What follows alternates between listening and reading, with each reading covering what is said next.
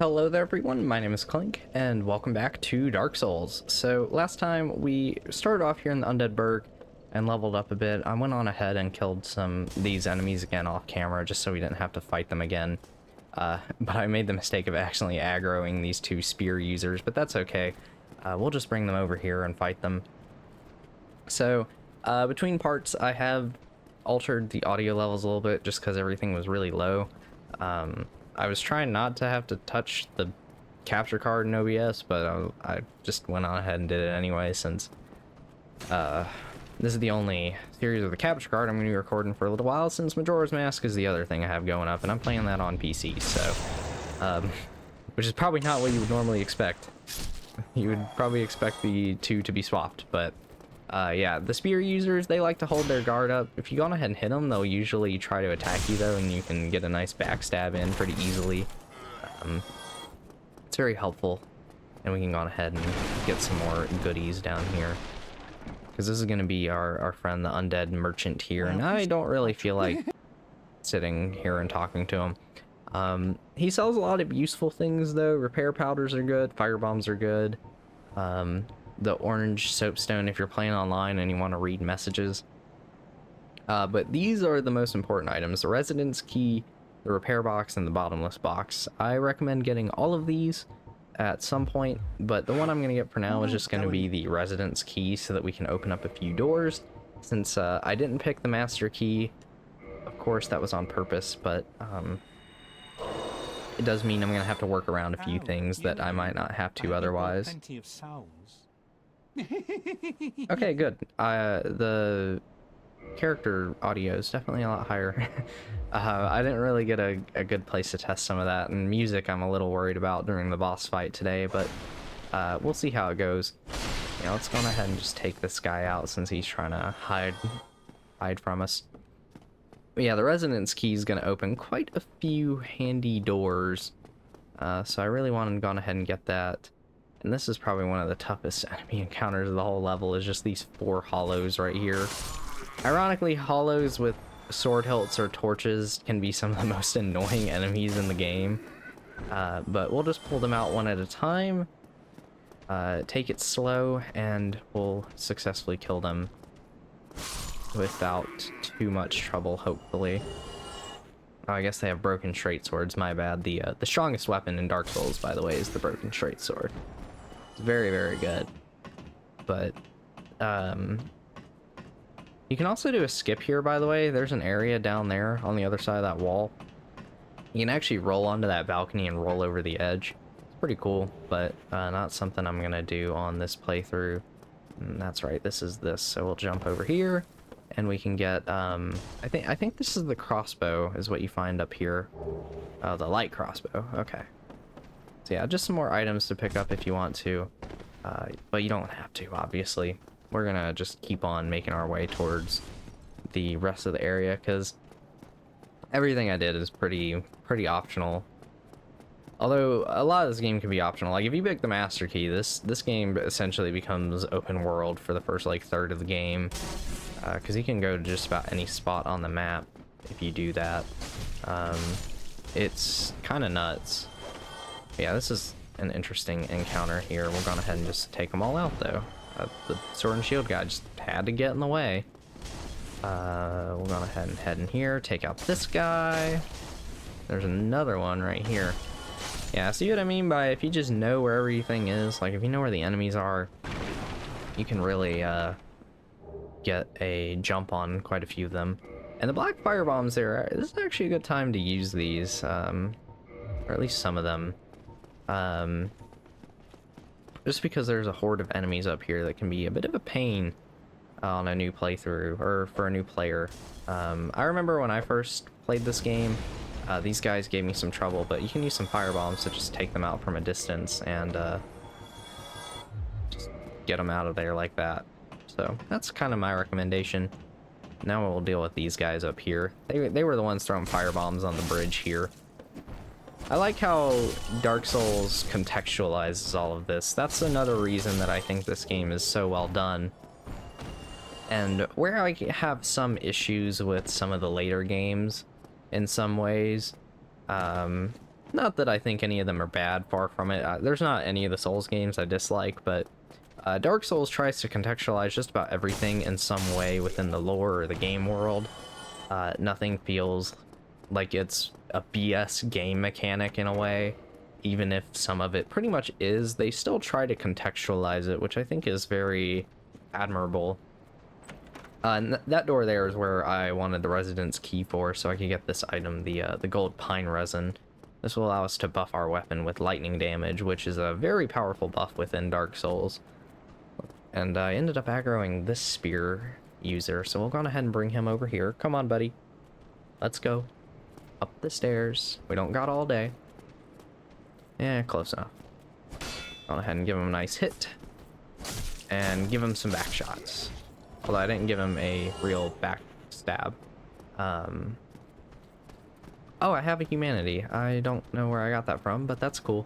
One thing I do recommend doing is, it's kind of risky if you're not used to the game, so if you're still dying a lot, I don't really recommend it. But using a lot of your humanities early on can be kind of worth doing. Humanity up to 10 will increase your item discovery, which is your drop rate chances. And you can kind of use that to maybe get some extra materials from these early enemies. They have a very small chance to drop what is known as a Titanite shard. These are your upgrade materials, or at least the first tier. Because with Dark Souls, just about any weapon can be used for the whole game. And we could go fight the boss right now, but I'm not going to do that. We're going to fight this guy. But yeah, just about any weapon can be used for the whole game, especially if you're just good enough at the bosses. But you just have to upgrade them. This enemy here, if you're new, don't fight this guy. He's really hard, but we're going to fight him because I want to. This is a Black Knight. These are very powerful enemies. They do a lot of damage, but their weapons are very, very powerful if you can get them early on in the game. Well, not even early on. The weapons these guys drop essentially make Dark Souls easy mode. And they are the easy mode, I should say. They don't make the game easy mode. They make it easy because they're essentially the game's easy mode. The different builds of this game, some are very powerful, some weapons have a lot of strengths. I know I made parrying this guy look really easy, but it's a timing that takes a while to get down. And he'll drop a Titanite chunk. He's guaranteed to drop that, and 800 souls. The Titanite chunk is going to get your weapons at a higher level. We can't use them yet. We have to get our weapon to plus 10. They'll upgrade it from 11 to 14, essentially. But we'll talk about that more later once we're upgrading weapons. He has a 20% chance to drop his weapon, which that one will drop the Black Knight's sword. But there's other Black Knights to be found that will drop other weapons throughout the game. But yeah, if we go up here, we can head towards the boss. But there is one thing I'm going to show before we fight it, and that is this barrel right here. Go on ahead and start slashing at it to find the first crystal lizard of the game. And wow, 2 Titanite chunks. That is insane luck. I don't think I've ever gotten that. I was hoping for 2 large Titanite shards from him, but I'll take that. So yeah, this is going to be the boss. It's fought on this bridge. We're going to go on ahead and go up this ladder, though, because of these stupid archers. Yeah, you don't know about these guys the first time. Oh, wow, I've never really seen him just pull out his sword immediately like that. And really? I think that's like the first hit I've taken this whole part, and it was in such a dumb way. We'll take these guys out. I also recommend equipping your lightning pine resin or gold pine resin. It's really, really strong on this boss. So we are going to be putting it to use to take him out fairly quickly. I'm going to put it on right about here, because he'll show up in a few more steps. He'll jump down. This is the Taurus demon, which this is my chance to see where the music is at. Okay, yeah, I'll have to increase music a little bit. Yeah, he'll come all the way to the other side here. And what we learned on Asylum Demon is the plunging attack. Go on ahead and put it to use here. And ooh, perfect. I landed on the rail, which means I can get behind him quite easily. But yeah, the Taurus Demon here is much more difficult than the Asylum Demon, in my opinion. There's not much room to fight him, but I know I made that look really easy. The lightning pine resin here will make you do a ton more damage to him. My usual recommendation is do the plunging attack and then run to the other side. He'll usually do a jump attack, and then you want to like roll under him and then just go climb the ladder and do more plunging attacks. But I kind of made really quick work of him this time around. But I think he's a pretty good early on boss. I actually really like the Taurus Demon. I'm gonna go on ahead and increase the music just a little bit more because I feel like it was really quiet there, at least on the OBS sound meter. And we can meet the best NPC ever. It's Solaire. Yes. Ah, hello. You don't look hollow. Far from it. I am Solaire of Astora, an adherent of the Lord of Sunlight. Now that I am undead, I have come to this great land, the birthplace of Lord Gwyn, to seek my very own son. You find that strange? Well, you should. No need to hide your reaction. I get that look all the time. God, I love Solaire. He's just so friendly. He's a glimmering ray of sunshine in this dark, dreary world. Oh, aha. So I didn't scare you. I have a proposition, if you have a moment. The way I see it, our fates appear to be intertwined. In a land brimming with hollows, could that really be mere chance? So what do you say? Why not help one another on this lonely journey? Answer yes. This pleases me greatly. Well then, take this. Because he'll give you the white sign soapstone. If you put this down, you can get summoned by other players to help them out. This is really how you play co-op in this game if you want to do that, or you just want to help other players out with beating some bosses. We are amidst strange beings in a strange land. The flow of time itself is convoluted, with heroes centuries old phasing in and out. The very fabric wavers, and relations shift and obscure. There's no telling how much longer your world and mine will remain in contact. But use this to summon one another as spirits, cross the gaps between the worlds, and engage in jolly cooperation. Of course, we are not the only ones engaged in this, but I am a warrior of the sun. Spot my summon signature easily by its brilliant aura. If you miss it, you must be blind.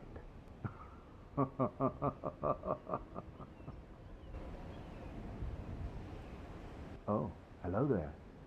I will stay behind to gaze at the sun. The sun is a wondrous body, like a magnificent father. If only I could be so grossly incandescent. It's ironic that Solaire is searching for the sun while looking right at it, but usually it means something more for him, it seems. But he doesn't realize he's already as grossly incandescent as he wishes he could be. Such a wonderful character. It's hard not to love Solaire. Anyway, run onto this bridge and then run back so you don't die, because that dragon we saw earlier, he's back.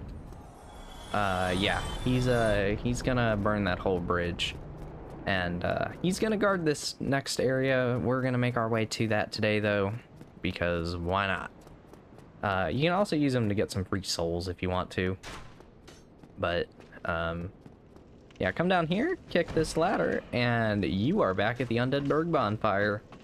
Yeah, if you died to him, you would be having to make your way through all that again. You wouldn't have to refight the boss at least, though. Bosses do stay dead if you weren't aware of that.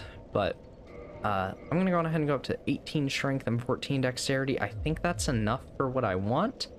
And I'm also... No, I'll actually go up on humanities after we deal with a certain something.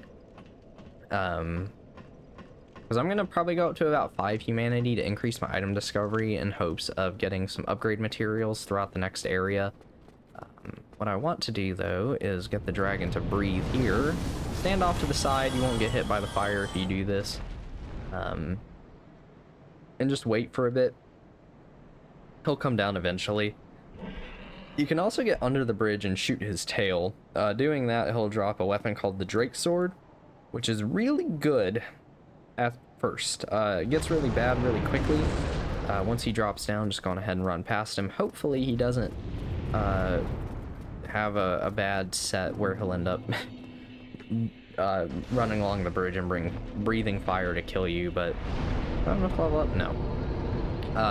But once you rest this bonfire, he'll fly away, and we'll have to take all these guys out manually, but that's okay. That's not a big deal. We'll just go on ahead and lap them around a little bit. But this is actually going to be where I get the weapon that I want. Some of you might have figured out that this is what I want to use already, but yeah, I want to use the Claymore. The Claymore is a great sword. Yeah, I thought 16 strength, 10 dex. I thought so. This is a quality weapon. It'll have a C scaling in both strength and dexterity. So it takes a lot of stats to get it to a really high damage, from the scaling at least, but it's just such a good weapon. The moveset is very good. One-handed, it's okay, but you get sweeps, you get pokes, you get overhead slashes for those tight corridors, and then you have your sweeping R2 as well. And the rolling attack, I think, is still fairly decent. Yeah, it's a nice poke. But we're now above that 25% weight if I have the gloves on, so we're going down to just pants. As you can see, my sword is strong enough to just knock their shield away, which is very, very helpful. Let's go ahead and rest at this bonfire, and we're going to do one more thing before I end off for today, I think. But yeah, since I have the stats to use this now, I'm going to focus on getting my vitality up to 20. 20 will be enough for me for a good chunk of the game, so I'm going to probably stop leveling it for a while after that point and maybe focus on endurance. If you have 25 faith, this is where you can enter the Warriors of Sunlight Covenant, but since I don't have that, I can't do it. Although for every person you help kill a boss, you bring that faith requirement down by 5, so if you kill 4 bosses in co-op, like you're summoned for it, and you successfully win, the faith requirement's brought down to 5, and you could pretty much just join with any character. But let's go ahead and go up here. The main thing I want to do today is actually take out another Black Knight. He is, like, actually my arch enemy. I'm terrible at this one. So hopefully this goes well. He can one-shot you very easily the moment you come up the stairs. So don't be surprised if I die. There we go, I got the parry off. Okay. This one has the Black Knight Greatsword. The irony is the Black Knight Sword is a greatsword, and the Black Knight Greatsword is actually an ultra greatsword. This thing has stupid requirements to actually use it, but it will slam right through bosses, so it's very, very good if you can get it and actually get the stats to use it. Please. Okay, I like this attack. I'm good at parrying that one. I think he did all of his different attacks, and I surprisingly parried them all. But he'll drop another Titanite chunk if you want to get that at the very least. Let's head back down though, and maybe get one more level. What did I actually level up Vitality to? 16. I said I would go up to 20. I think I'm gonna change my mind on that actually. I don't remember how many souls I need to level up, though. Okay, I have enough. I'm gonna just start focusing on endurance for a bit, just because with the Claymore, we really don't have enough stamina to use it a bunch right now. But with that, I'm gonna end this video here, and I will see you guys next time, where we'll be taking on the Undead Parish and making our way towards the second Bell of Awakening and hopefully ringing it. So, I'll see you then. Bye-bye.